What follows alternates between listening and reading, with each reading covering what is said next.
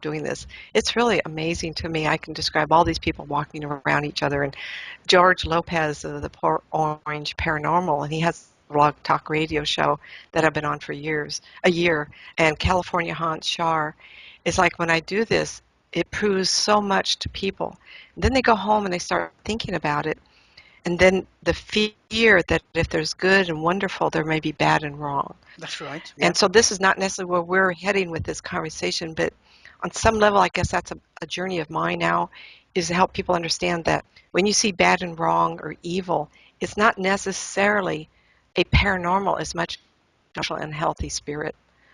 And that's what they're afraid to deal with, because if they're dealing with good and wonderful and spirit guidance and all that, then who is really given the guidance and who's causing grief in their life? Is that an evil person? So the dynamics of this is really, we were talking about um, ghost investigations before, and it was all merriment. And then we're going to kind of flowing into a place like, do you want to be a ghost, not you, but the audience, do you want to be a ghost investigator? And I always tell people, what is your intent? What are you looking Yeah. for? And do you Yeah. have the knowledge that if you discover an emotionally unhealthy spirit, evil, bad, and wrong. I mean, to me, they're just spirit people that have gone insane. Wow, what do you want to do with that? That's Do you right. want to invite that person? If it's a good person in spirit, can they shoo that one away? Are you giving too much power to somebody who's emotionally unhealthy in spirit? And that Yeah. person could be Yeah. a haunting. So when you get into this investigation world, I was sharing with you a young lady had emailed me trouble she's had since she um, was in an investigative group and that disbanded for whatever reason, doesn't matter to me. Now she's wanting me to help her overcome what she had learned, Yeah. bring kind of stability to that. And why don't you talk for a minute? I don't mean to Yeah, take the no, stage no, here. no. I mean, now I just agree with what you're saying there, Nancy, because I mean, I think, when I meet people and they say, "Oh, we'd love to come on an investigation with you," and we'd love to do, I'm all for people coming on an investigation with me, and I'm all for people, trying to give people information, trying to get the right information out there, or and also trying to get away from the all the what's the word I'm looking for? All the superstitiousness about doing an investigation. Yeah. Hmm. All the, I mean, okay, look, the audience out there, my backdrop here, you can see suns and moons, but at the end of the day, it is all just, it's a bit of a, it's to create an atmosphere, but really and And I truly, love it. it's not, do you know what I mean? It's not, Yeah. it is just, and I try to get away from that. And I do say to people, you've got to be prepared. You have to be prepared mentally, and I think you have to be prepared physically, because if I mean, again, I'm going off at a tangent here, but sometimes you can't. When you do investigations, are people prepared for the spirits to come forward? There are a little bit more negative. Because I mean, it's all right us sitting and saying, oh, well, yes, we go on an investigation, we have a gentleman here that's holding a beer glass, and he's saying cheers to us and that sort of thing. But then Who how wants a about, beer? that's right, who wants a beer? But then how about when we get the spirits that come by and they start swearing at you, and they start saying you've got to get out, and we want you on your bike, and you know what I mean, and we want you out of here because you're interfering our space, and and how about, our people must understand that there is there is, I don't know whether I'd call them evil spirits, as you say, Nancy, because I think spirits are spirits, but I think some spirits are a little bit more, like you said, sometimes the transition of the passing is very difficult for them, and I think they hurt, Hmm. and They're I think, very angry. yeah, and I think some spirits hurt when they go on the other side, and I think when spirits are hurting on the other side, I think they come through and they can. I don't think that they want to hurt us, but I just think that they want peace and harmony, the same as what we want peace and harmony in our life, And I think sometimes they come across, like you say, as angry, and but are people prepared for that? If you're not prepared for that, and it catches you unawares, because sometimes it's caught me unawares, and the next thing you know, you have some being thrown at you. You know what I mean? Or you get being shoved down the stairs or something like that. Or you know what I mean? And that sort of thing. You know, and it can be quite frightening. And also, if you're not prepared to witness things like that, and all of a sudden you're being thrust into an environment where you're seeing that, that can really get into your mind, and it can really Yes. it Yes. Nancy, you can expand your mind and open your mind to things that perhaps really you're not really ready to see, even though you may want to, you know, Yes. but are you ready? Let let me put a little thought to this. How many of you, everybody has gone to a shopping mall and you walk around and you look at all the people and you go, "Oh, I like her dress." I'm a woman, so I look at people's clothing. Oh, there's a little girl, there's a child, or and then you'll see a child come down the hallway on a skateboard and it's very abrasive. And you say, "Well, they shouldn't be in here."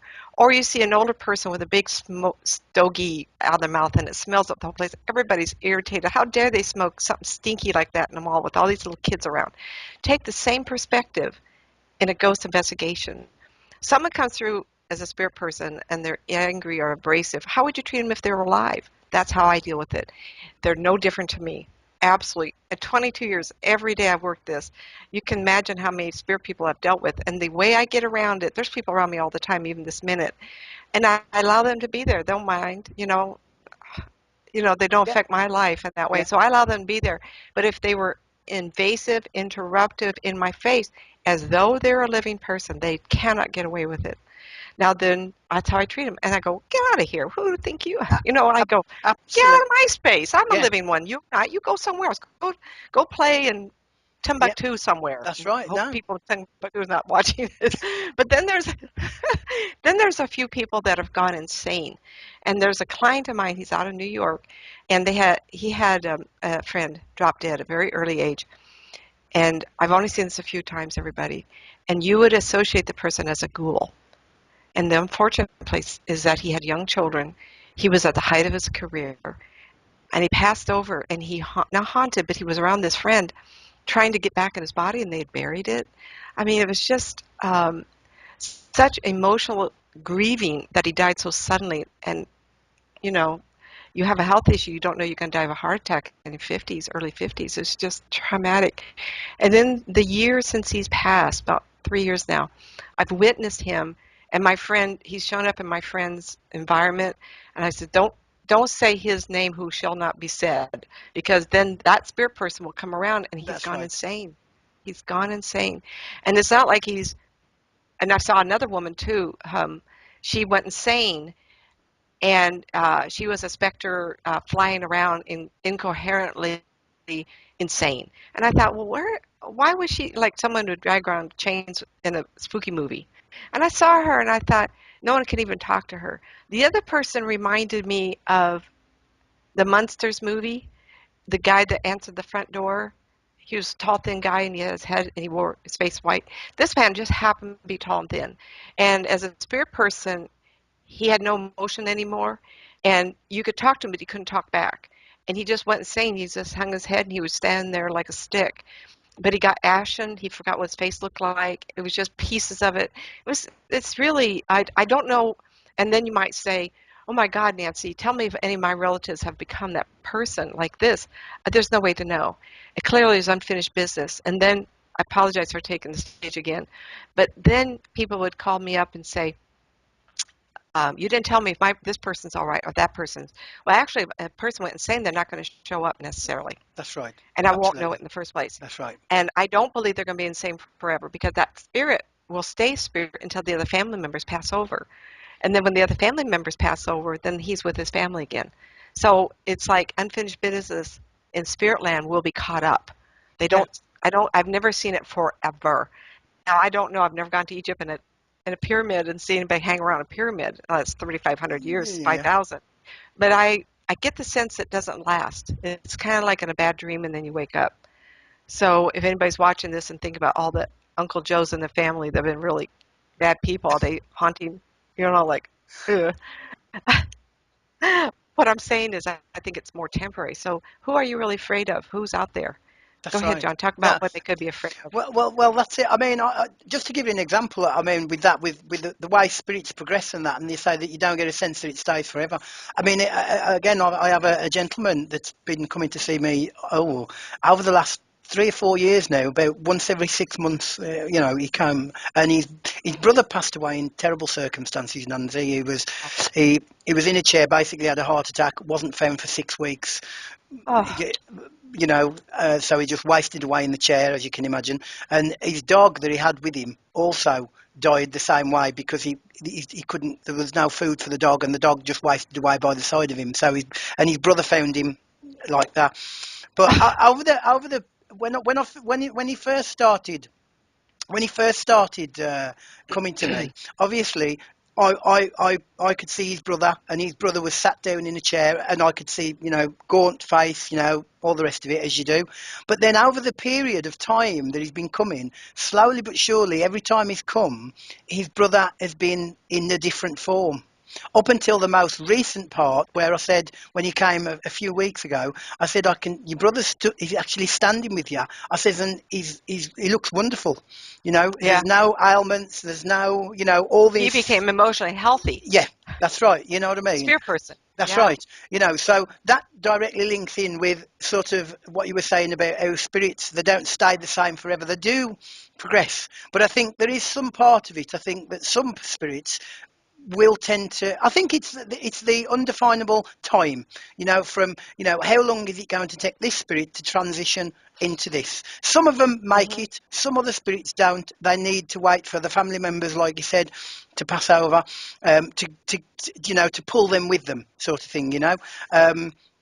But I do think it does change. So just for the viewers out there, that what we're saying, it isn't that this doesn't happen to every spirit. You know what I mean? It depends on the Absolutely. circumstance. It depends on the circumstances, and it certainly isn't something that lasts forever. But again, going right the way back to what we said, are you, again, when you're going on investigations, do be prepared that you can. I mean, another sort of thing that you can get, as well, which again is going completely off at a tangent, which I think we'll talk about at a different time, is Oh, our within randomness. there random within paranormal investigations. I believe that sometimes you can get attachments with you as well, and I think sometimes the attachments can be a bit negative as well. And I think that sometimes you can take them away from places. I don't know what you think about that, Nancy, but that's what I feel. I feel that because the way I view it is that we all have, if we all imagine ourselves as a bright light, our soul is a bright light. Okay, so we go into a particular building that's completely black, say, right, and there's a spirit there that's been looking for the light to go over. So Hmm. we go in, we're this bright shining light, and the spirit thinks, oh, that's where I'm Oh, supposed to hey, go. you want to ride? Yeah, that's it. Yeah, I want to go. I want to go. I want to go. I'll come with you. And then I think the spirit will can sometimes get a bit confused between your light to be where the other light is, and I think that's how they sometimes get like attached to you. Um, and then I think it's the case from that. Then we go on to other things to help them pass over. But that's another discussion Why for don't another we? show. I Why don't we think. stop this one, everybody? Yes, I think so. Because I know Yes. it's getting long, about 20 minutes, and we'll start up again talking about hitchhikers, ghosts, and other paranormal issues. So, how about that, John? How about we Yeah, catch up that's on the it. next one? Definitely. So yeah, so Talk thanks for listening, guys. Yeah, it's been great. Thanks for listening. And as always, and you can find out more about Nancy at www.nancymats.net, and with me, www.orbsuk.co.uk. So see you again, everybody, and thanks for listening. Thanks for tuning in. thank you, everybody, and we'll talk soon. Bye bye.